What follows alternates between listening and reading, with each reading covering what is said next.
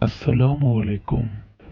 কে কোথা থেকে আমাদের ভিডিওটি দেখছেন অবশ্যই আমাদেরকে জানাবেন।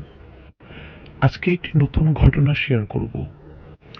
ঘটনাটি ঘটেছে আমার এক রিলেটিভের সাথে। ওনার নাম হচ্ছে সাগর। উনি অনেকদিন যাবৎ ভাবছিল ওনার কাজিনের বাসায় বেড়াতে যাবে, কারণ ওনার কাজিন নতুন অ্যাপার্টমেন্টে শিফট হয়েছে। ওনার কাজিনের অ্যাপার্টমেন্টটি হচ্ছে ঢাকা গোবিবাগে। ওনার কাজিনের নাম হচ্ছে মলি। তো মলি সাগরকে ইনভাইট করে।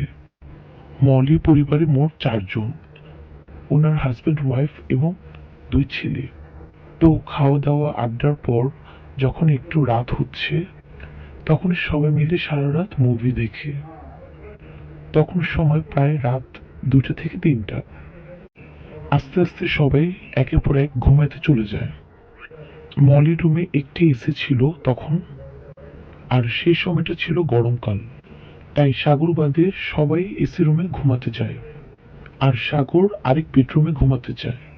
সে যখন লাইট অফ করে ঘুমিয়ে পড়েছিল, তখন দেখে একটি ভয়ানক হাত তার হাতের উপর এবং তার পায়ের উপর লম্বা লম্বা পা, এবং এই অন্ধকারের মধ্যে পিছন থেকে কেউ একজন উঠছে, সে ভালোভাবে দেখতে পাচ্ছে।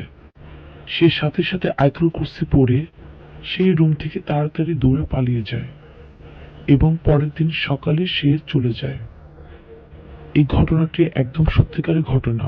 গোপীবাগের এক অ্যাপার্টমেন্টের ফ্ল্যাট নাম্বার 4B-তে ঘটেছিল, যা আজও রহস্যময়। গল্পটি সংক্ষিপ্তভাবে তুলে ধরার চেষ্টা করলাম।